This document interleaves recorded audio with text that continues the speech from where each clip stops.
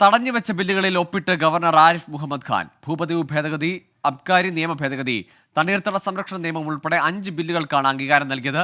Governor ബില്ലിൽ ഒപ്പുവെച്ചത് സർക്കാർ ഗവർണർ അന്തർധാരയെന്ന് പ്രതിപക്ഷ നേതാവ് വി.ഡി. സതീശൻ. സർക്കാർ പ്രതിരോധത്തിലാകുമ്പോൾ ഇരുവരും തർക്കിക്കും, പിന്നാലെ മധുരം കൈമാറുമെന്നും വി.ഡി. സതീശൻ പറഞ്ഞു. ഗവൺമെന്റ് പ്രതിരോധത്തിലാവുമ്പോൾ മാത്രമാണ് ഗവർണർ രംഗപ്രവേശം ചെയ്യാറുള്ളത്. അപ്പോൾ ഇവർ തമ്മിൽ ഭയങ്കര ഫൈറ്റാണ്.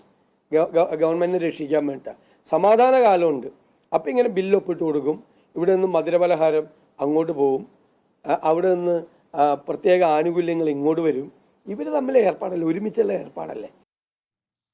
പി എ ഗിരീഷ് ഉണ്ട് തിരുവനന്തപുരത്ത് നിന്ന്. ഗിരീഷ്, ഭൂപതിവ് നിയമ ഭേദഗതിയുമായി ബന്ധപ്പെട്ട് ഹർത്താൽ അടക്കമുള്ള വലിയ പ്രതിഷേധങ്ങൾ കണ്ടിട്ടും കുലുങ്ങാതിരുന്ന ഗവർണർ ഇപ്പോൾ ഒപ്പിട്ടിരിക്കുന്നു. അവസാനം പ്രതിപക്ഷത്തിന്റെ ആരോപണങ്ങൾ എന്തൊക്കെയാണ്?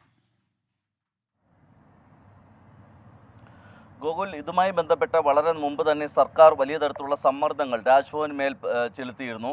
കാരണം നിയമസഭ പാസ്സാക്കുകയും വളരെ അടിയന്തര പ്രാധാന്യമുള്ളതുകൊണ്ട് സർക്കാർ നിയമസഭ ഏകകണ്ഠമായി പാസ്സാക്കിയ ഒരു ബില്ലാണ് ഭൂപതിവ് ചട്ട ഭേദഗതി ബിൽ.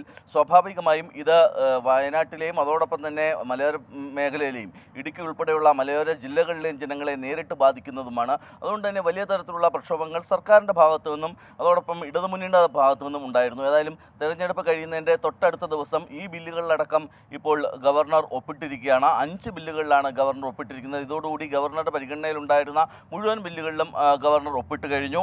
1 ഭൂപതിവ് നിയമ ഭേദഗതി ബില്ലാണ്, 2 നെൽവയൽ നീർത്തട സംരക്ഷണ ഭേദഗതി ബിൽ, 3 ക്ഷീര സഹകരണ ബിൽ, സഹകരണ നിയമ ഭേദഗതി ബിൽ, അബ്കാരി നിയമ ഭേദഗതി ബിൽ എന്നിവയിലാണ് ഇപ്പോൾ ഗവർണർ ഒപ്പിട്ടിരിക്കുന്നത്. ഇപ്പോൾ തന്നെ പ്രതിപക്ഷം രൂക്ഷമായ വിമർശനവുമായി രംഗത്ത് വന്നു കഴിഞ്ഞു. പ്രതിപക്ഷം പറയുന്ന ഏറ്റവും പ്രധാനപ്പെട്ട കാര്യം സർക്കാരും ഗവർണറും തമ്മിലുള്ള പോര് ഒരു തൽക്കാലം സർക്കാരിൻ്റെ പ്രശ്നങ്ങൾ മറയ്ക്കുന്നതിന് വേണ്ടിയിട്ടുള്ളതാണ്.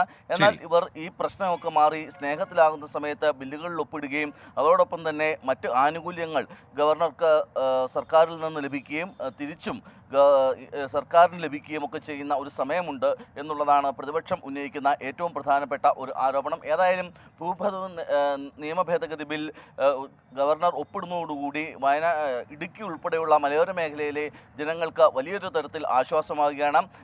ഇവിടെ ഈ പട്ടയപ്രകാരം പതിച്ചു നൽകുന്ന ഭൂമിയിൽ നിർമ്മാണ പ്രവർത്തനങ്ങൾ നടത്താൻ പാടില്ല എന്നുള്ളതായിരുന്നു ചട്ടത്തിലെ ഭേദഗതി. ഇത് ഭേദഗതി ചെയ്യുന്നതിന് സർക്കാരിന് അനുമതി നൽകിക്കൊണ്ടുള്ളതാണ് ഈ നിയമ ഭേദഗതി.